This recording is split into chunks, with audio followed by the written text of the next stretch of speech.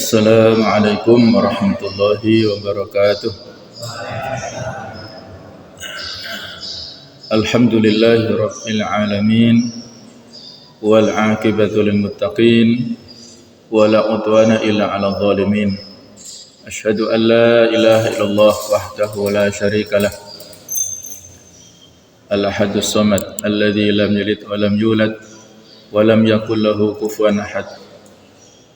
Wa asyhadu anna Muhammadan abduhu wa rasuluh addal amanah wa ballaghar risalah wa nasahal ummah wa tarakana 'alal mahajjatil bayda lailuha kanahariha la yazighu anha illa halik. Allahumma salli wa sallim ala sayyidina wa habibina wa maulana Muhammad wa ala alihi wa ashabihi ajma'in. Allahumma anfa'na bima 'allamtana wa 'allimna ma yanfa'una warzuqna fahma. Rabbi shrah li sadri wa yassir li amri wahlul 'uqdatam min lisani yafqahu qawli, amma ba'd. Para jamaah kaum muslimin dan muslimat rahimakumullah, marilah kita lanjutkan kajian dari kitab Tafsir Al-Munir pada paragraf ayat 28 sampai 29 di surah Al-Baqarah yang diberi judul oleh penulis Profesor Dr. Wahbah As-Suhaili, Madzahiru qudratillahi bi khalqil insan wa imatatihi wa khalqil ardi was sama. Artinya adalah tanda-tanda, fenomena tentang kekuasaan Allah Subhanahu wa ta'ala, yaitu dengan menciptakan manusia, mematikannya, dan menciptakan bumi dan langit. Dua ayat ini, a'udzubillahi minasyaitonir rajim, kaifa takfuruna billah, bagaimanakah kalian bisa ingkar, kufur kepada Allah, wa kuntum amwata, padahal kamu dulunya atau tadinya itu adalah mati. Fa ahyakum, maka Allah menghidupkan kalian.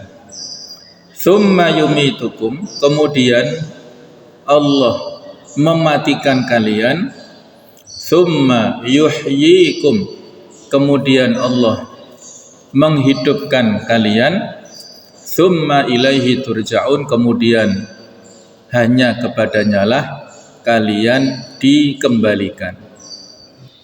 Huwallazi khalaqalakum, dialah Allah yang telah menciptakan untuk kalian ma fil ardi jami'a, segala apa yang ada di bumi semuanya. Tsummastawa, kemudian dia menuju ilas samai, ke langit, fasawwahunna, lalu dia menyempurnakannya, sab'a samawat, menjadi 7 langit. Wa huwa bikulli syai'in alim, dan dialah Allah Ta'ala terhadap segala sesuatu itu maha mengetahui.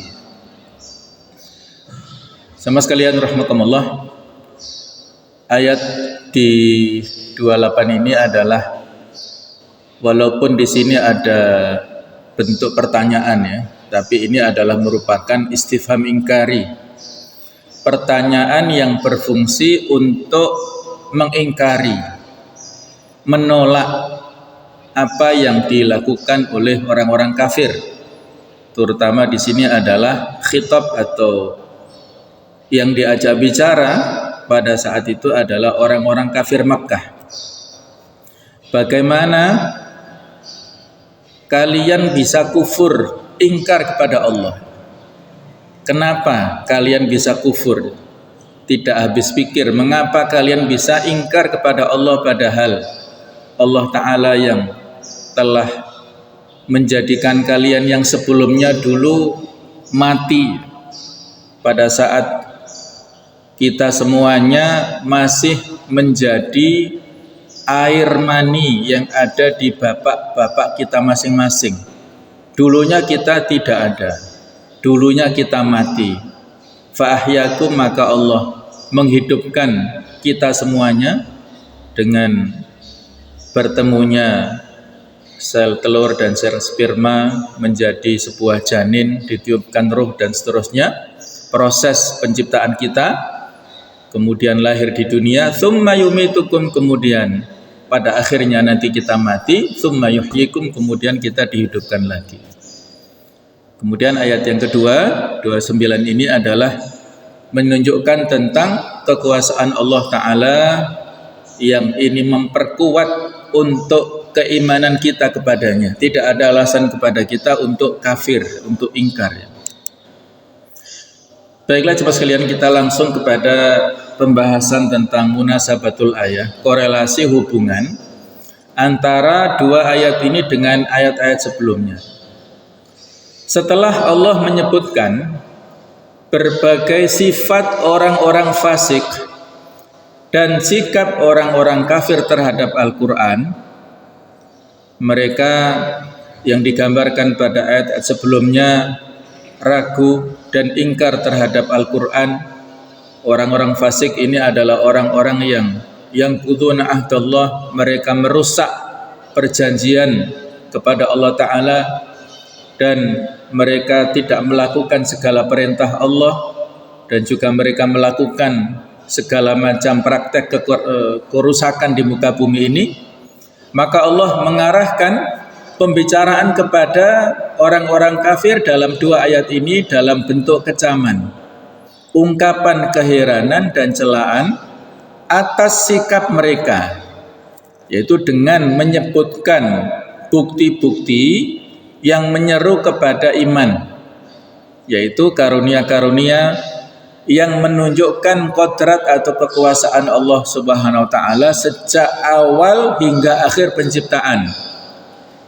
Antara lain menghidupkan mereka setelah mati, lalu mematikan mereka sesudah hidup, memberikan atau menciptakan semua rizki yang tersimpan di bumi agar mereka menikmati semua yang ada di permukaan bumi maupun yang terpendam di dalam perut bumi ini, serta menciptakan 7 langit yang dihiasi dengan lampu-lampu atau bintang-bintang agar mereka memakainya sebagai penunjuk arah di tengah kegelapan di darat maupun laut.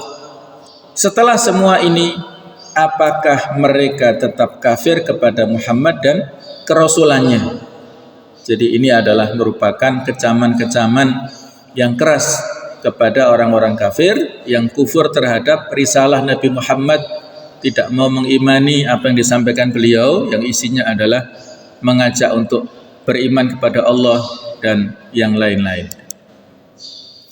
Berikutnya adalah tentang tafsir dan penjelasan yang terdapat di dalam dua ayat ini. Aneh sekali kalian, wahai orang-orang kafir. Walaupun tadi saya katakan awalnya ditujukan kepada orang-orang kafir Mekah, tetapi ini ditujukan kepada seluruh orang kafir di dunia ini, dimanapun dan kapanpun mereka berada. Bagaimanakah kalian mengingkari eksistensi, keberadaan dan kekuasaan Allah, padahal Allah telah mengadakan kalian dalam kehidupan ini setelah kalian mati, telah menyempurnakan nikmat-nikmatnya yang lahir maupun yang batin atas kalian.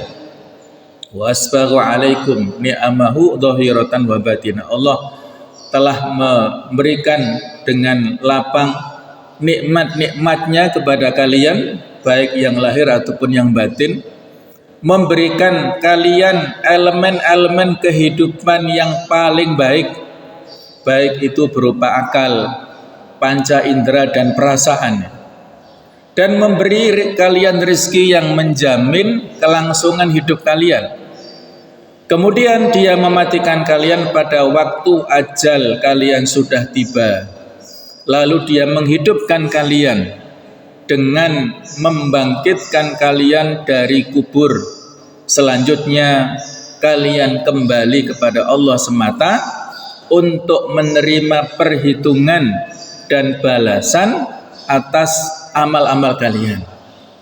Jadi inilah peringatan yang selalu disampaikan Allah Ta'ala dalam ayat-ayat Al-Quran, yang memberikan peringatan kepada kita bahwa kehidupan di dunia ini hanya sementara. Allah Ta'ala memberikan batas waktu tertentu kepada kita yang kita tidak bisa memprediksi atau mengetahuinya.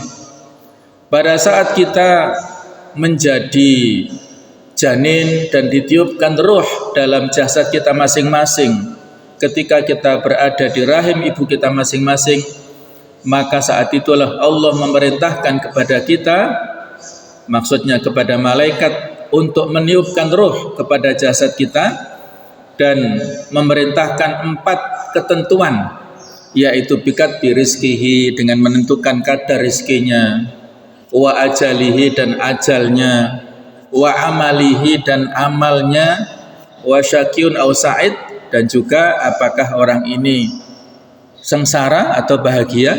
Itu sudah ada ketentuan bagi seluruh makhluk, termasuk kita manusia ini, yang ada pertanggungjawaban semuanya ini.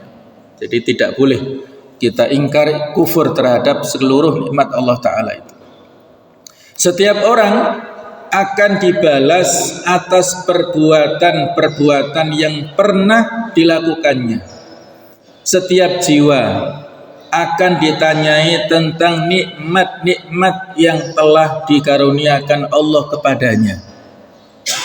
Satu saat dulu pernah para sahabat, termasuk juga Rasulullah SAW, kelaparan sampai mereka mengganjal perutnya dengan batu. Itu salah satu strategi teknik supaya laparnya bisa terminimalisir, ya.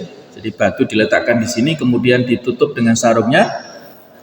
Maka mereka keluar rumah masing-masing untuk mencari rizki, ketemu dengan Rasulullah di jalan.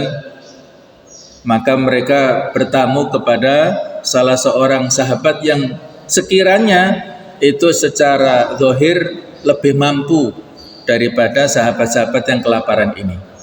Maka pada saat mereka bertamu, tuan rumah gembira, walaupun awalnya belum menyediakan hidangan, belum ada makanan, tetapi akhirnya dicarikan semacam kambing dan dibelih, kemudian dimasak, disajikan kepada tamu-tamu istimewa ini.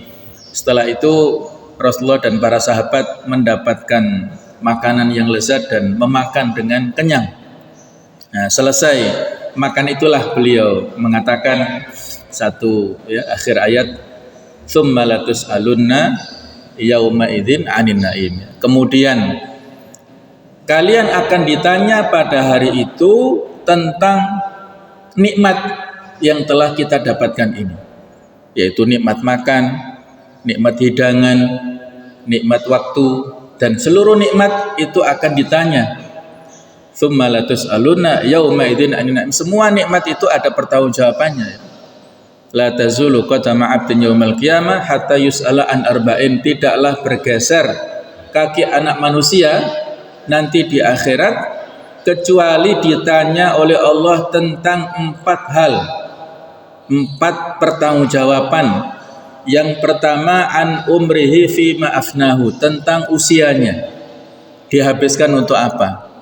Apakah untuk mengkaji ilmu, apakah untuk ibadah, rajin sholat ke masjid, rajin baca Quran, dan lain-lain, ataukah kebalikannya, hanya untuk berhura-hura, mengisi hidupnya dengan kemaksiatan.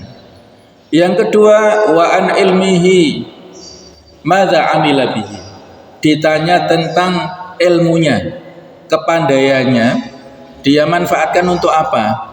Apakah untuk mengajarkan kepada orang lain ataukah melakukan kejahatan, ya. Sekarang ini banyak sekali praktek-praktek kejahatan karena kecerdasan, penipuan-penipuan yang terutama lewat media sosial, ya.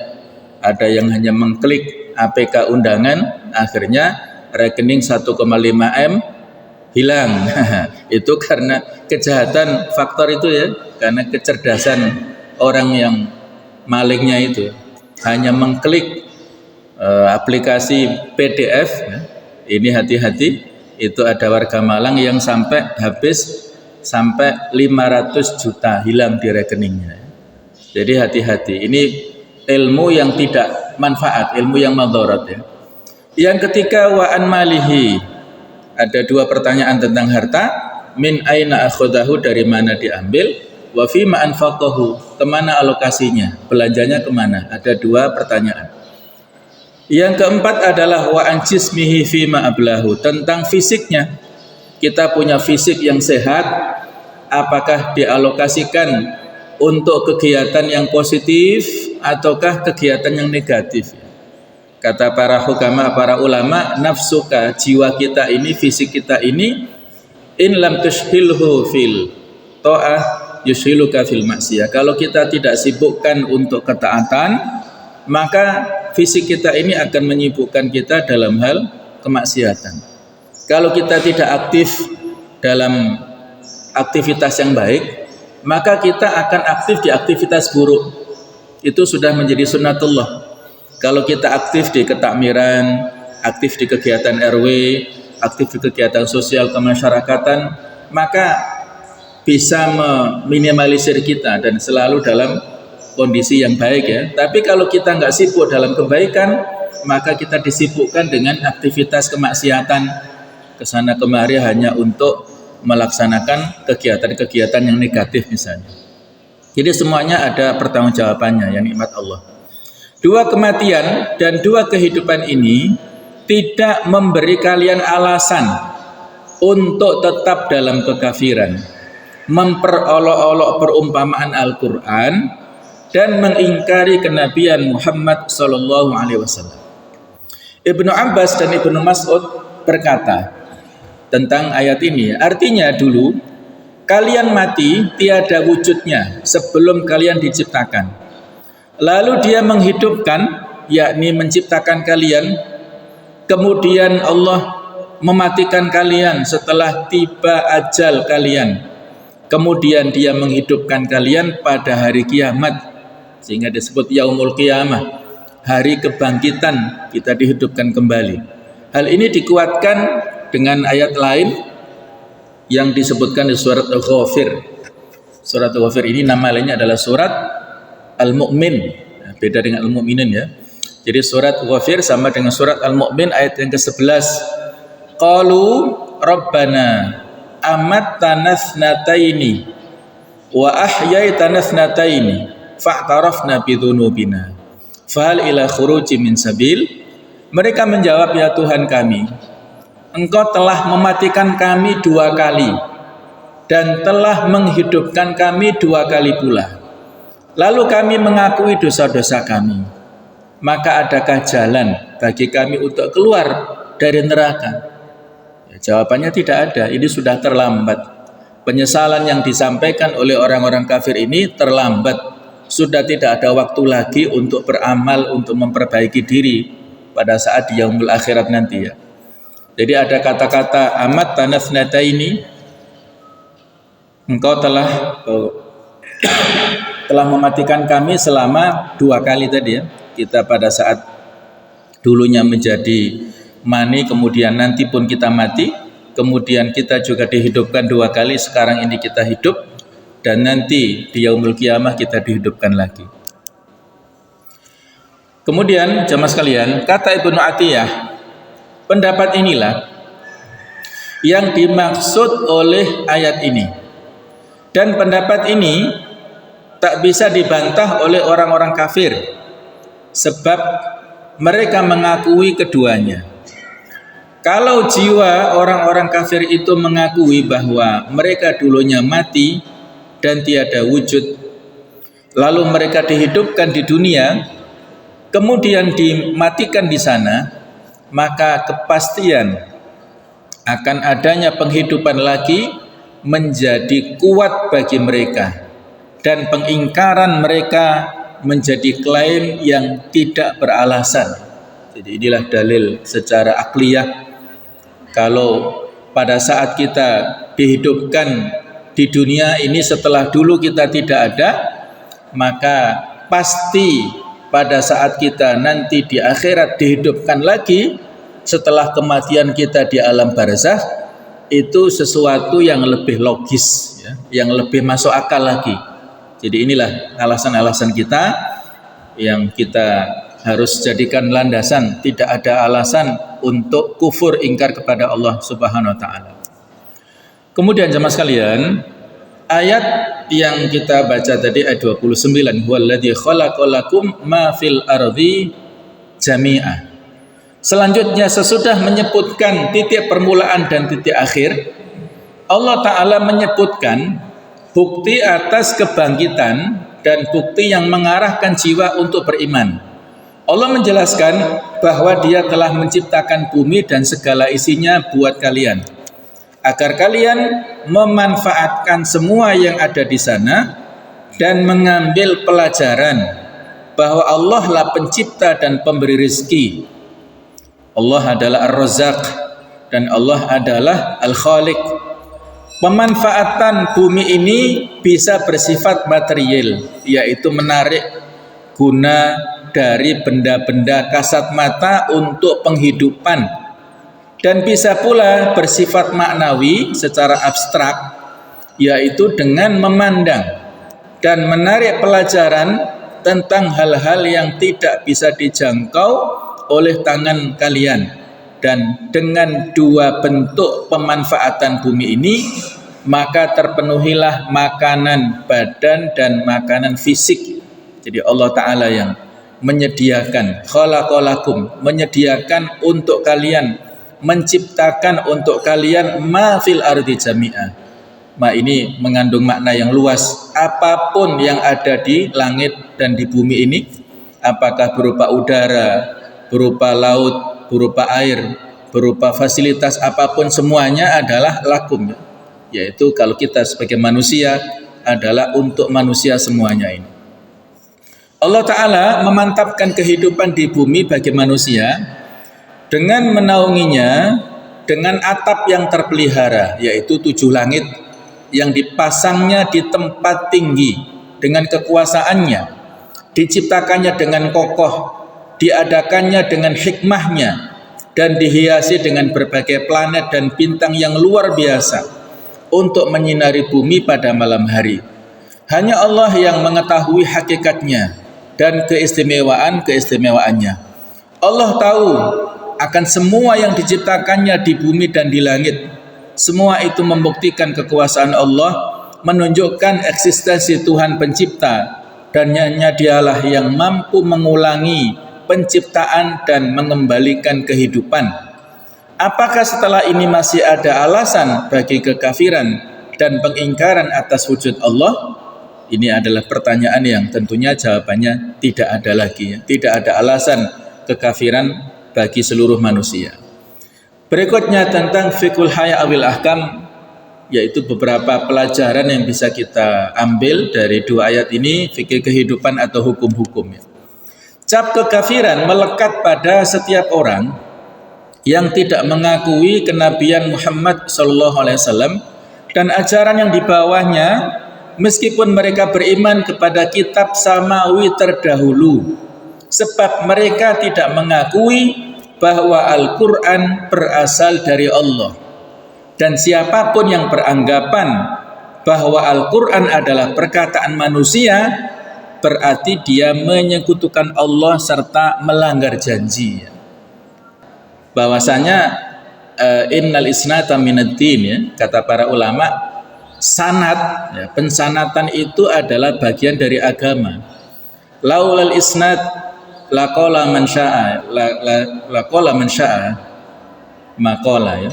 Seandainya tidak ada pensanatan, penyandaran, ya, sanad itu kan silsilah periwayatan dari satu ulama ke ulama gurunya, dari gurunya ke kakek gurunya, seterusnya sampai Rasulullah, itu kan sanadnya. Sanad itu bagian dari agama. Seandainya tidak ada pensanatan, maka orang boleh mengatakan sesuai dengan kehendak pribadinya. Tapi nggak boleh seperti itu. Agama bukan berdasarkan logika ya. Harus ada sanadnya, penyandarannya, ayatnya mana, hadisnya mana. Kalau nggak ada perkataan ulama mana, di kitab mana, harus jelas ya. Tidak boleh kita bersandar kepada fenomena tertentu. Oh, di Mekah seperti ini, di Madinah seperti ini, nggak boleh seperti itu semata-mata ya. Dasarnya apa? Nah, tidak boleh kepada fenomena yang ada di tempat tertentu, walaupun Mekah Madinah pasti tempat turunnya wahyu, itu tempat yang paling mulia ya. Tapi jangan hanya bersandar kepada fenomena semata-mata. Tentang soh berjarak ya, misalnya tentang wanita yang di depan sof laki-laki, ini khusus dispensasi rukhsah yang ada di Masjidil Haram ya, karena berdesak-desakan, dan juga di Masjid Nabawi juga seperti itu. Hanya fenomena pengecualian ya, tidak boleh kita jadikan sebagai kaidah untuk mengeneralisir tempat-tempat yang lain yang masih longgar. Jadi ini menjadi sibuk kita. Ada yang diupload secara vulgar, mereka beralasan ini kan khusus untuk santri, untuk tertutup. Nah, mereka mengupload di official media sosialnya kok menjadi tertutup dan terupload di seluruh dunia bisa melihatnya. Sudah nggak ada kata-kata tertutup lagi sekarang ini. Jadi inilah yang kita tunggu saja prosesnya, bagaimana endingnya ya. Nggak perlu kita berpusing-pusing mengikuti itu, kita cukup memikirkan bagaimana kita dan juga keberagamaan kita ini, keberagamaan kita ya, sesuai dengan pakem yang telah ditunjukkan oleh para ulama kita ya. Mazhab Mu'tazilah ini berpendapat ayat mengapa kalian kafir kepada Allah yang sudah kita baca tadi Al-Baqarah 28 menunjukkan bahwa kekafiran itu terjadi dari pihak manusia sendiri. Jadi Mu'tazilah ini lebih mengarah dalam mazhab bidang takdir itu lebih ke arah Qadariyah. Qadariyah ini menyandarkan nasib kita kepada pilihan manusia sendiri ya. Tidak ada campur tangan kehendak Allah Ta'ala. Ini juga mazhab yang perlu kita waspadai ya. Mazhab Mu'tazilah dulu ada, sekarang ini ada yang Neo Mu'tazilah. Neo Mu'tazilah ini diikuti oleh orang-orang liberal yang termasuk yang pengikut-pengikut yang saya sebutkan tadi, itu juga sebenarnya sama ya, untuk mengikuti bagaimana melogikakan agama dengan pikirannya sendiri. Ini mazhab yang sesat. Dalil-dalil yang menunjukkan kekuasaan dan eksistensi Allah sangat banyak. Di antaranya disebutkan oleh ayat ini, yaitu penciptaan bumi dan segala isinya, serta langit dan semua yang ada padanya. Penciptaan manusia dari ketiadaan, kemudian proses mematikannya, lalu menghidupkannya, kemudian perhitungan amal yang pernah dilakukannya sepanjang hidupnya. Sebagaimana di surah Al-Anbiya 104 ini, Allah Ta'ala berfirman, Yauma natwis samaa katoyi sijilli lil kutub kama bada'na awwala khalqin nu'idu wa'tan alaina inna kunna fa'ilin. Ingatlah, pada hari langit kami gulung seperti menggulung lembaran-lembaran kertas. Di surat At-Takwir ini mirip dengan yang seperti ini, sebagaimana kami telah memulai penciptaan pertama, begitulah kami akan mengulanginya lagi. Suatu janji yang pasti kami tepati, sungguh kami akan melaksanakannya. Kemudian jemaah sekalian, ini masih pada ayat yang di 29 ini ya. Jadi proses mengembalikan mereka menjadi hidup adalah sama seperti memulai penciptaan mereka dari awal. Kemudian orang-orang beriman diberi ganjaran berupa surga karena keimanan dan amal soleh mereka. Sedangkan orang-orang kafir diazab karena kekafiran mereka. Pengurutan kata summa, coba diperhatikan di layar ini ya, ada kata-kata summa yang artinya kemudian, yang berfungsi secara bahasa di dalam pendekatan ilmu nahwu, tata bahasa Arab, ini menyatakan tarohi, diselingi jeda waktu yang lama ya. Kalau wa itu kan secara langsung ya. Kalau thumma itu kemudian, seolah-olah ada proses di sini. Yang dimaksud dengan kata tsumma di sini adalah pengurutan, pemberitaan dan penyebutan aneka nikmat. Dan ini tidak bertentangan dengan ayat 30 surah An-Nazi'at wal arda ba'da dzalika tahaha, dan setelah itu bumi dihamparkan. Jadi tidak bertentangan dengan ini, seolah-olah secara zahir ada pertentangannya. Dalam surah An-Nazi'at ayat 30 ini memberi kesan bahwasanya bumi diciptakan setelah matahari, tetapi dalam ayat 29 ini Allah Ta'ala menciptakan bumi dahulu baru kemudian langit. Nah, ini seolah-olah ada kontradiksi, ya, ada pertentangan, padahal sebenarnya tidak, ya. Sebab kata ba'da di sini menyatakan arti sesudah dalam penyebutan dan urutan pemberitaan. Ini di An-Nazi'at 30. Bukan menyatakan waktu maupun urutan perkara itu sendiri. Ini serupa dengan perkataan seseorang kepada temannya, bukankah aku sudah memberimu banyak kenikmatan yang besar, lalu mengangkat derajatmu, lalu menolak musuh-musuhmu? Boleh jadi sebagian hal yang disebutkan belakangan lebih dulu terjadinya. Ini analog, ya, kias saja, ya. Jadi bisa jadi menolak musuh ini lebih dahulu daripada memberikan pengangkatan derajat ini. Jadi penyebutkan wal arda ba'da dzalika tahaha belum tentu bahwasanya bumi itu diciptakan setelah langit. Ini bisa dibantah bahwa bumi diciptakan sebelum langit lalu bumi dihamparkan setelah itu, dan dengan demikian tiada kontradiksi di sini. Hal ini dikatakan oleh Ibnu Fauzi.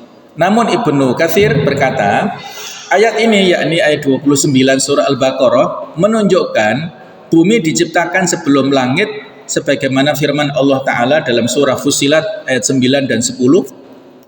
Qul a'innakum latakfuruna billadzi khalaqal arda fi yaumaini. Katakanlah, pantaskah kamu ingkar kepada Tuhan yang menciptakan bumi dalam 2 masa? Wa taj'aluna lahu andada, dan kamu adakah pula sekutu-sekutu baginya? Kamu adakan pula sekutu-sekutu baginya? Dzalika Rabbul Alamin, itulah Tuhan seluruh alam. Jadi bumi diciptakan pada 2 masa ini. Wa ja'ala fiha rawasiya, dan dia ciptakan padanya gunung-gunung yang kokoh, min fauqiha, dari atasnya, wa baraka fiha, dan kemudian dia berkahi, wa qaddara fiha, dan Allah tentukan aqwataha, ya, ketentuan berupa makanan-makanannya, fi arba'ati ayyam, pada waktu 4 masa, sawa alisailin, memadai untuk memenuhi kebutuhan mereka yang memerlukannya. 2 tambah 4 berarti 6, ya. Jadi 6 masa ini. Ayat pertama dan ayat kedua sama-sama menunjukkan bahwa bumi diciptakan sebelum langit. Dan menurut penulis Wahbah Suhaili, saya tidak pernah menemukan perbedaan pendapat para ulama dalam hal ini, kecuali riwayat yang dituturkan oleh Ibnu Jarir At-Tabari dari Qatadah bahwa dia menganggap langit diciptakan sebelum bumi.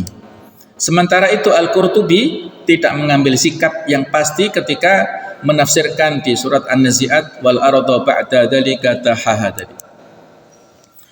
Ayat dialah Allah yang menjadikan segala yang ada di bumi untuk kamu menyinggung tentang kodrat ilahi yang mempersiapkan bumi demi manfaat manusia dan merealisasikan maslahatnya serta memenuhi kebutuhan makhluk. Allah mencela orang-orang kafir atas kebodohan mereka tentang apa yang ada di bumi dan pendaya gunaan makhluk-makhluk. Jadi yang dimaksud dengan ayat ini adalah iktibar atau menarik pelajaran dengan dalil kata-kata sebelum dan setelahnya tentang proses menghidupkan, mematikan, menciptakan, menuju langit dan menyempurnakan langit. Akan tetapi meskipun tujuan utama dari ayat ini adalah sebagaimana disebut di atas, para ulama usul fikih juga menjadikannya sebagai dalil atas kaidah yang berbunyi seperti ini. Ini kaidah yang penting untuk kita fahami, ya. Jadi dari ayat yang di atas diambil sebuah kaidah, al aslu fil asya al ibahah hatta ya'tiya dalilu alal hadr. segala sesuatu itu aslinya berhukum mubah kecuali jika ada dalil yang mengharamkannya. Artinya pada dasarnya manusia boleh memanfaatkan semua yang diciptakan Allah di bumi kecuali jika sudah ada dalil yang melarangnya. Jadi makhluk tak punya hak untuk mengharamkan sesuatu yang diperbolehkan Allah kecuali dengan izinnya. Kaidah ini penting ya, jangan sampai tertukar-tukar dengan kaidah yang lain. Jadi dalam hal al-asya ini dalam hal muamalah, interaksi hablum minan nas itu pada dasarnya hukumnya boleh.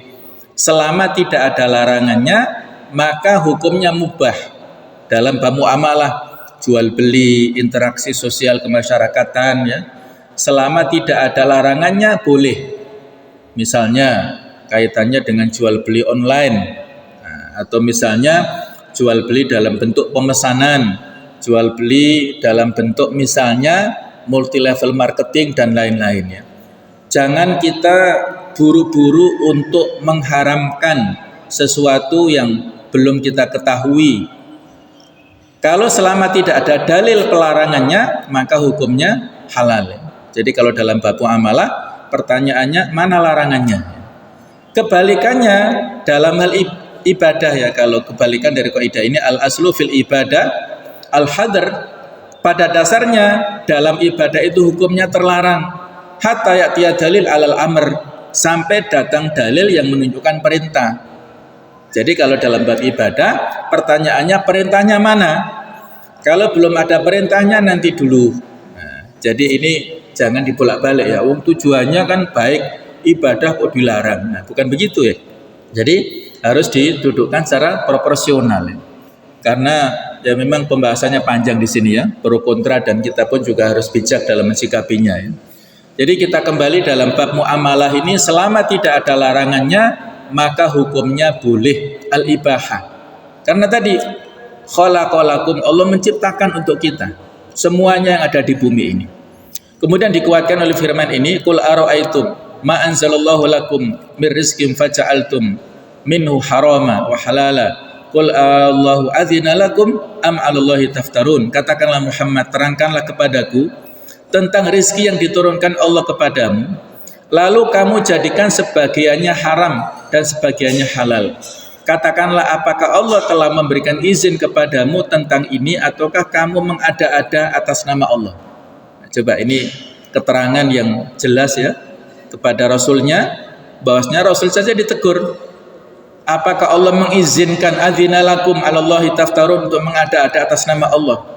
Jadi kita ini sifatnya sebagai manusia biasa yang menyampaikan kebenaran dan bukan memvonis, oh ini benar, ini salah, ini halal, ini haram, ini sunnah, ini bid'ah. Itu bukan tugas kita. Kita hanya menyampaikan.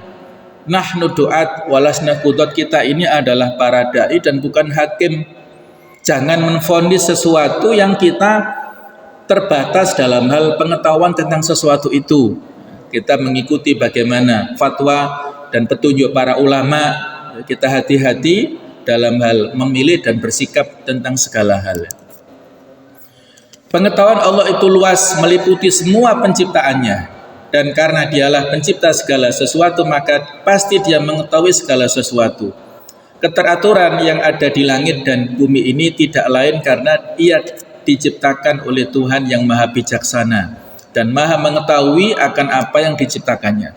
Maka tidak mengherankan jika dia mengutus seorang rasul yang didukung dengan sebuah kitab untuk memberi hidayah kepada umat manusia. Dan di dalam kitab itu dia membuat perumpamaan dengan makhluk yang dikehendakinya, baik makhluk yang besar maupun yang kecil. Ya sudah kita lewati bicara tentang perumpamaan nyamuk, itu tidak ada yang aneh, maksudnya sesuatu yang memang Allah Maha Kuasa atas itu dan kita pun tidak bisa menirunya ya. Ada faedah yang penting untuk kita bahas di sini ya, terkait dengan ayat di 29 tadi. Tsumma stawa ila sama ya, yaitu kemudian dia berkehendak menuju langit. Ayat ini dan ayat di surat Toha ayat 5, Ar-Rahmanu 'alal 'arsy istawa, yaitu Allah Tuhan yang Maha Pemurah yang beristiwa di atas arsy. Ini tergolong ayat mutasyabihat yang sulit ditafsirkan. Paling tidak ada 3 pendapat para ulama dalam menafsirkan ayat ini. Pendapat pertama yang dipegang oleh jumhur mayoritas ulama, kita membacanya dan mengimaninya, tetapi tidak menafsirkannya. Ini disampaikan oleh Imam Malik pada saat beliau pernah ditanya seorang tentang maksud Allah di surat Toha ayat 5 ini. Tuhan yang Maha Pemurah yang beristiwa di atas arsy. Ketika beliau ditanya tentang makna istiwa, apa itu wahai Imam Malik? Maka beliau menjawab dengan 4 jawaban. Yang 4 ini bisa kita kiaskan untuk sifat-sifat Allah yang lain yang itu ada seolah-olah kemiripan dengan sifat makhluk ya. Beliau mengatakan al-istiwa'u maklum, bersemayam itu sesuatu yang kita ketahui. Wal kaifiyatu majhul, tata caranya bagaimana Allah bersemayam itu sesuatu yang tidak kita ketahui, yang tidak bisa kita pahami oleh akal kita. Wal imanu bihi wajib, mengimaninya itu adalah kewajiban. Wa su'alu anhu bid'ah, menanyakannya itu sesuatu yang mengada-ada, yang bid'ah ya. Jadi ini kata-kata dari Imam Malik yang sangat penting untuk kita jadikan panduan ya. Bisa kita kiaskan untuk yang lainnya, bukan istiwa saja. Apakah misalnya Allah Ta'ala yang dalam ayat dikatakan waja'a rabbuka wal malaku soffan soffa, pada saat nanti di akhirat Allah Ta'ala datang pada saat malaikat berbaris. Bagaimana kedatangan Allah Ta'ala itu nggak boleh kita deskripsikan ya. Jawaban seperti Imam Malik ini tentang kedatangan itu maklum, bagaimana tata caranya itu majhul, kemudian mengimaninya itu adalah wajib, bertanya tentang itu adalah bid'ah. Apakah kedatangannya seperti presiden, na'udzubillah min dzalik, apakah seperti kedatangan ini, itu nggak boleh kita persepsikan. Allah tidak sama dengan makhluknya. Nah itulah pendapat yang disebut madhabus salaf. Madhabus salaf adalah tidak ada takwil, al-itsbatu bihi, menetapkannya dengan tanpa takwil, tidak ada penakwilan penafsiran, kita imani apa adanya.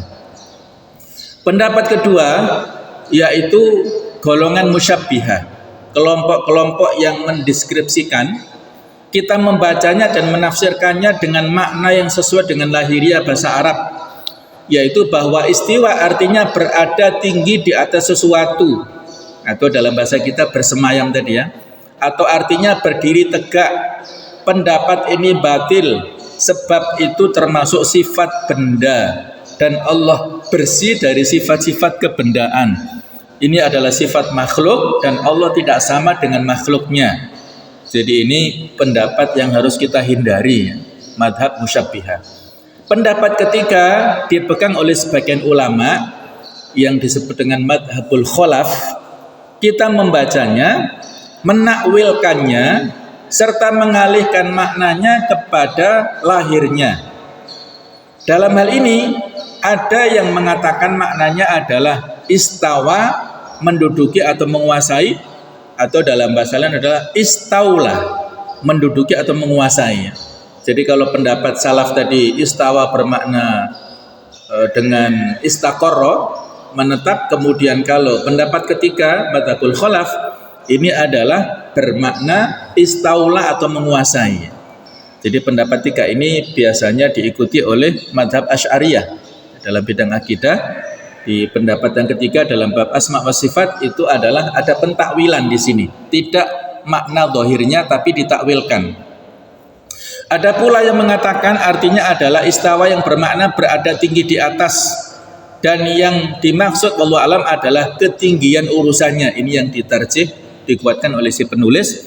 Ada pula yang mengatakan istawa dengan makna berkehendak menuju ke sana, yakni dengan penciptaannya. Ini adalah pendapat At-Tabari, yaitu tanpa menentukan caranya. Dalam ayat lainnya Al-Quran menunjukkan adanya 7 langit dan 7 bumi, seperti di surat At-Tolak ayat 12. Allahul ladzi khalaqa sab'a samawati wa min ardi mithlahunna. Allah lah yang menciptakan 7 langit dan seperti itu pula bumi ini. Jadi inilah sama sekalian tentang sifat-sifat Allah yang termasuk dalam merupakan ayat-ayat mutasyabihat ya. Kita dalam hal ini memang perlu berhati-hati ya dalam hal memilih.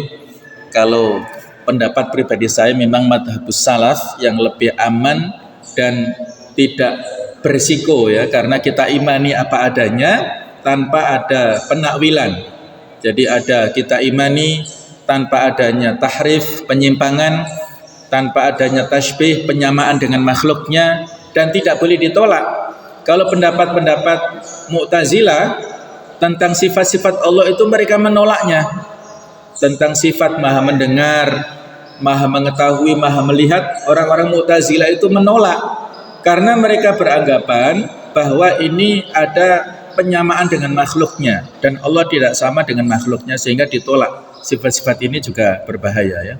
Jadi silahkan antara dua pilihan, apakah madhabul kholaf atau madhabus salaf tadi, monggo silahkan. Ini adalah pilihan kita masing-masing yang insya Allah tujuannya sama dalam rangka untuk memuji dan mengagungkan Allah Subhanahu wa Ta'ala. Ini riwayat yang penting dari Abdullah bin Mas'ud. Ketika Allah berkehendak, Dia mengeluarkan asap dari air di bawah arsy Allah. Lalu asap gas itu membumbung ke atas. Kemudian Dia namakanlah sama langit. Langit itu secara bahasa artinya tinggi ya, yang ada di atas.